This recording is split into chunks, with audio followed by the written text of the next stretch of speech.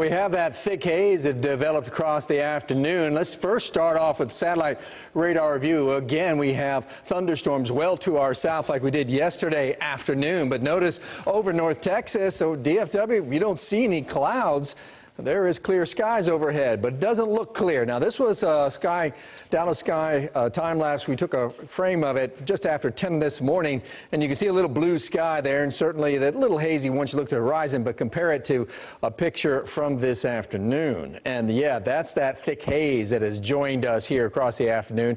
It's haze from 1,000 miles away. Yeah, wildfire smoke has reached into the Metroplex. And now this is the visible satellite. And as we look into the west coast, you can actually see the cloud cover, and in stenciled gray here, this is indications of where that smoke is. So the smoke coming from the wildfires out to the west has ridden across the pressure systems and getting to North Texas, and that means for us this haze in the air for the next couple of days. We warned you about it yesterday, and certainly it is here today. We got temperatures in the low 90s, 94 in Arlington, 93 in Burleson. There is an ozone action alert day today and tomorrow because of a combination of a high ozone at the surface and as well as the smoke particles from this haze that you see overhead. Now, allergy report shows that ragweed has showed up again. This is the second time this month we've had the count show up. It actually gets worse towards the end of September and early October, but if ragweed bothers you, it's around in the air. Now, this is